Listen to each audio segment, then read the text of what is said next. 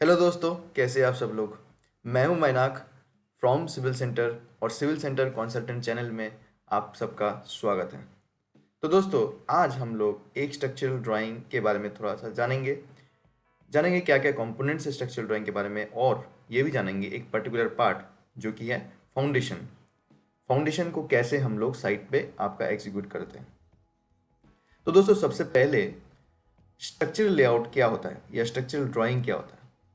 तो हम सब लोग आपके आर्किटेक्चरल प्लान से फेमिलियर हैं, जिसमें आपके हर रूम के अलग अलग डायमेंशंस दिए रहते हैं एंड आपका एरिया कैसे, किस रूम में, किस पोर्टिको में, किस तरीके से यूज़ होगा वो उसमें दिया रहता है। तो वो हो गया आपका आर्किटेक्चरल प्लान, जिसपे बहुत सारे वीडियोस हमारे चैनल में आपको मिल जाएंगे। अब रही बात स्ट्रक्चरल ड्राइंग की, तो यहाँ पे कुछ कुछ एलिमेंट्स होते हैं, जैसे कि आपका बीम्स, कॉलम्स, स्लैब्स, फाउंडेशन। तो वो सब जो है एक स्ट्रक्चरल इंजीनियर डिज़ाइन करता है।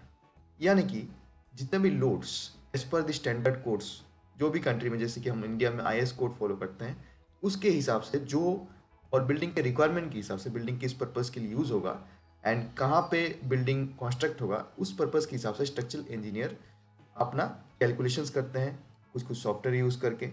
एंड आफ्टर दैट आपको स्ट्रक्चरल ड्राइंग दिया जाता है एंड ये इंश्योर किया जाता है कि आपका जो स्ट्रक्चरल डिज़ाइन होगा वो सेफ होगा for earthquake and all other loads, and आपका इकोनॉमिकल भी होगा। ऐसा भी नहीं कि आपको ज़्यादा सरिया दे के बहुत ज़्यादा हैवी स्ट्रक्चर बना दें।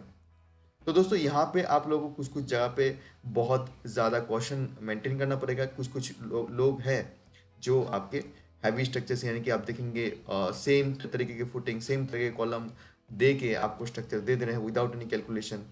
तो उसमें आपका स्ट्रक्चर अनइकोनॉमिकल हो सकता है और आपका आंसर भी हो सकता है। तो देख लें, जो भी स्ट्रक्चर इंजीनियर आपका डिज़ाइन कर रहे हैं आपका स्ट्रक्चरल का, तो उसका अच्छा खासा एक्सपीरियंस हो।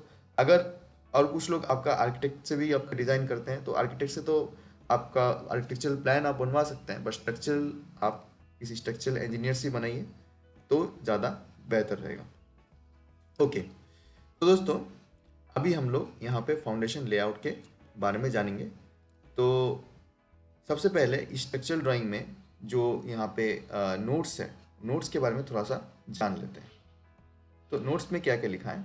This drawing will always be studied along with architectural drawing. मतलब आर्किटेक्चरल ड्राइंग आपके साथ, ये ड्राइंग आपका साइट में मौजूद रहना पड़ेगा, तभी जाके साइट इंजीनियर जो है आपका यहाँ पे एग्जीक्यूट कर सकते हैं।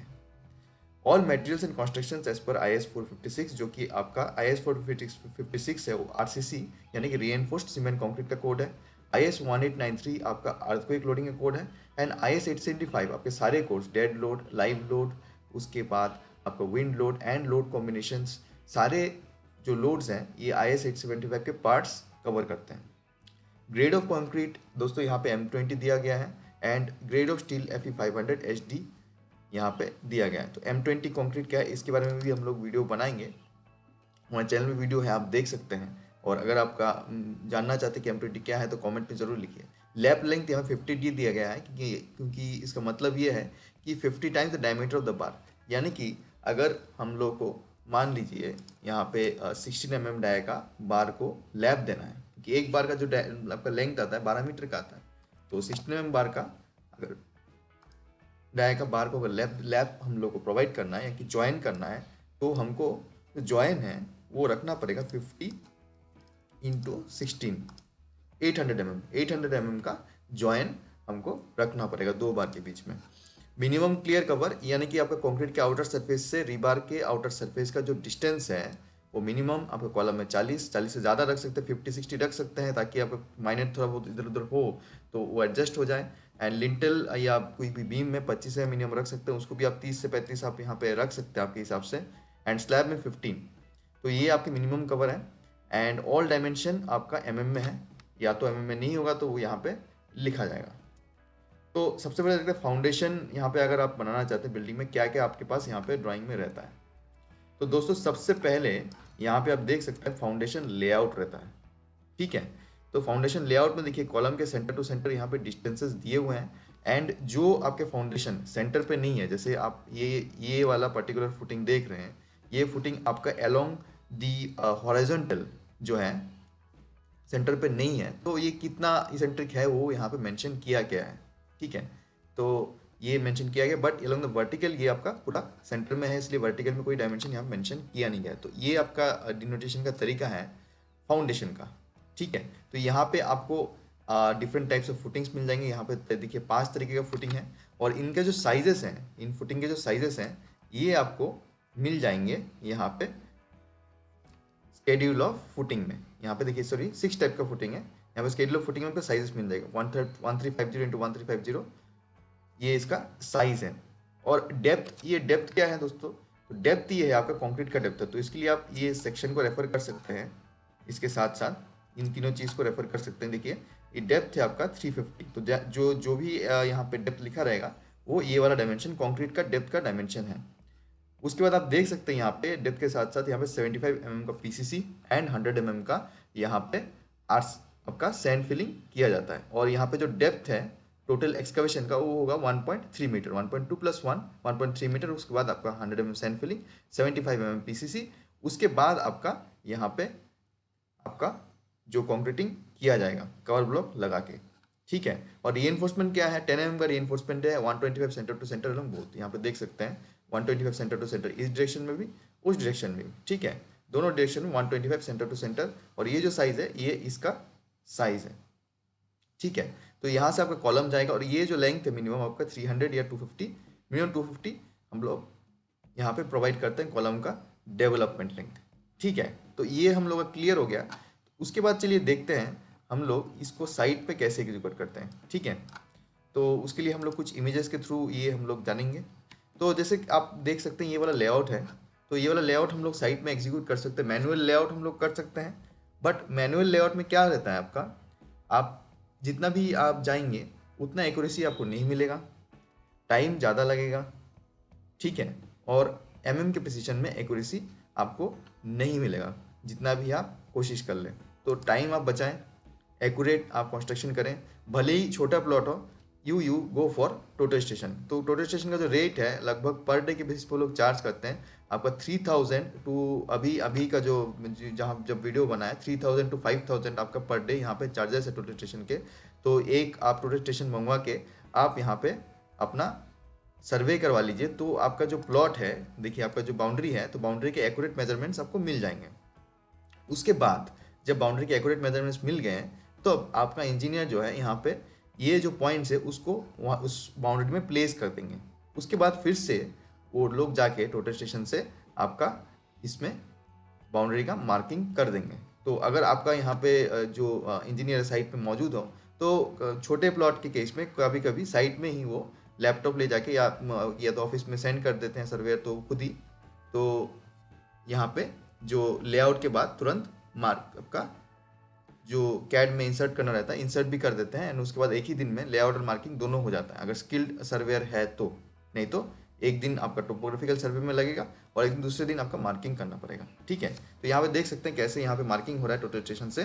पहले प्लॉट का वो लोग लेआउट ले लिए बाउंड्री का, उसके बाद यहाँ पे एक्चुअली इस प्लॉट में बेसमेंट था, तो बेसमेंट के लिए एक्सकवेशन आप देख सकते हैं। उसका फुटिंग के लिए यहाँ पे पॉइंट दिया जा रहा है, जो पॉइंट दे दिया जाएगा तब यहाँ पे आप जो है यहाँ पे रॉड से, छोटे छोटे रॉड से यहाँ पे मार्किंग कर सकते हैं चारों पॉइंट फुटिंग का। एंड आपका जो है यहाँ पे जो चूना है कैल्शियम ऑक्साइड, उससे भी आप यहाँ पे मार्किंग कर सकते हैं। देखिए यहाँ पे कुछ कुछ फुटिंग है जो मतलब बाउंड्री एक्सकवेशन से बाहर है, तो उसको दोबारा यहाँ पे एक्सकवेशन करना पड़ेगा। तो ऐसा यहाँ पे सिचुएशन है, तो ऐसे करके आपका यहाँ मार्किंग करना पड़ता है। तो मार्किंग हो जाने के बाद जो नेक्स्ट आपका ये देख सकते हैं यहाँ पे सर्कुलर रिबार कटिंग टूल है। तो सर्कुलर रिबार कटिंग 100 है, तो इससे आपके रिबार काटते हैं एंड आपके रिबार भी आप काट के रख सकते हैं। तो जैसे आप देख सकते हैं पहले हम लोग F1 साइज का फुटिंग था 1300 टू 1300, ये अलग साइज का है। और ये स्पेसिंग देख सकते हैं जो 125 सेंटर टू सेंटर यहाँ से यहाँ इसके बीच में दोनों साइड में, मतलब इस साइड में भी इस साइड में भी सेम स्पेसिंग है। और ये वाला जो आपका एक्सटेंशन देख सकते हैं आप ड्राइंग में भी यहाँ पे देख पा रहे थे, यहाँ पे भी आपका एक्सटेंशन था, ये देखिए ये वाला जो एक्सटेंशन है, तो ये वाला आप रख सकते हैं जो ऊपर और नीचे से 75 mm कवर माइनस करके जितना बचता है आपका, एंड आपका ये जो डायमीटर ऑफ द बार भी माइनस करके जितना बचता है उतना रख सकते हैं। या तो आप मिनिमम आप 5 इंच यानी कि 125 mm यहाँ पे ये डेवलपमेंट लेंथ या एल जिसको बोलते हैं वो आप यहाँ पर रख सकते हैं। तो मिनिमम आप यहाँ पे साइट पे ज़रूर 125 mm स्टैंडर्ड प्रोवाइड कीजिए, ये डेवलपमेंट लेंथ। ठीक है, तो ये हो गया।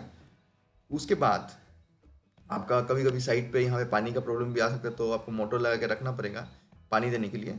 तो नेक्स्ट जो स्टेज है, ये देखिए रीएनफोर्समेंट का यहाँ पे केज है जो यहाँ पे बांधा जा रहा है। और रीएनफोर्समेंट केज कैसे बांधते हैं उसके बारे में हम लोग डिटेल में वीडियो बनाएंगे। आज पूरा सब चीज़ बता देंगे तो वीडियो थोड़ा लंबा हो जाएगा। ठीक है, तो यहाँ पे देखिए कवर ब्लॉक का आपका ज़रूर इस्तेमाल करना चाहिए यहाँ पे कवर मेंटेन करने के लिए। जैसे कि जानते हैं फुटिंग में 75 mm कवर है, तो उसके लिए आपको कवर ब्लॉक का यूज़ करना पड़ेगा।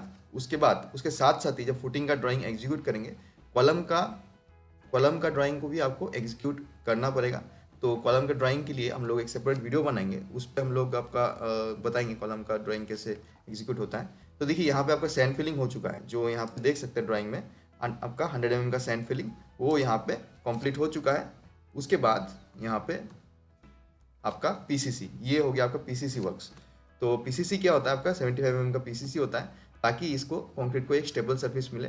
तो ये पीसीसी हम लोग करते हैं। तो पीसीसी करने के बाद उसके बाद आता है आपका नेक्स्ट आपका मार्किंग। तो फिर से हम लोग पीसीसी करने के बाद फुटिंग का मार्किंग अगर आपका पास ऑलरेडी है रखे, मतलब जितना आपका एक्सकवेशन है जनरली उतना ही जितना पीसीसी है उतना ही फुटिंग का आपका होगा, तो उसका मार्किंग जनरली करने का ज़रूरत नहीं है। फिर से बाद कॉलम का मार्किंग करना पड़ेगा और एक दिन टोटल स्टेशन बुला के, तो कॉलम का मार्किंग हो जाएगा। फिर यहाँ पे आप फुटिंग का जो रीएनफोर्समेंट लेयर्स हैं उसको using the help of cover blocks रख सकते हैं। और यहाँ पे देखिए साइट में बहुत इंटरेस्टिंग चीज़ किया है, ये कवर माइनस करके यहाँ पे एक आपका एक ब्लॉक बना दिया है।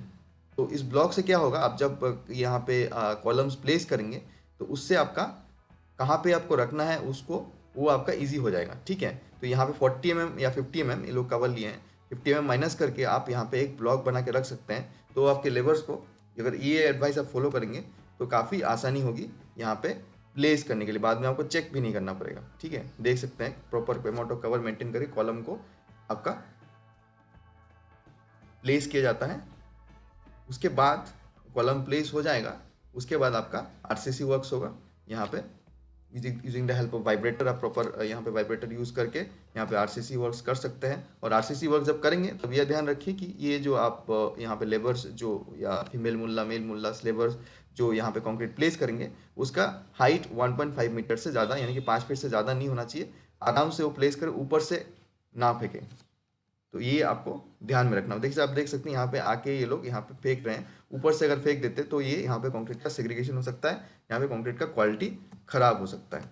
ठीक है, तो उसके बाद का स्टेजेस के बारे में हम लोग डिस्कस करेंगे। आज का वीडियो यहीं तक, नहीं तो वीडियो लंबा हो जाएगा। तो आज का वीडियो आपको कैसा लगा कमेंट्स में हमको ज़रूर बताइए। एंड आपका जितना भी यहाँ पे दोस्त हैं जो सोच रहे हैं कि घर बनाएंगे तो उनके साथ ये वीडियो ज़रूर शेयर कीजिए, क्योंकि अगर आप घर बनाते हैं थोड़ा बहुत आपको पास नॉलेज होगा आपके घर का बारे में, कैसे प्लान बनता है, कैसे स्ट्रक्चर ड्राइंग एग्जीक्यूट होता है, तो आपको ज़रूर यहाँ पे फ़ायदा मिलेगा और आपको कोई भी चीट नहीं कर सकता। ठीक है दोस्तों, तो आज के लिए इतना ही। बाय बाय, मिलते हैं फिर अगले वीडियो में।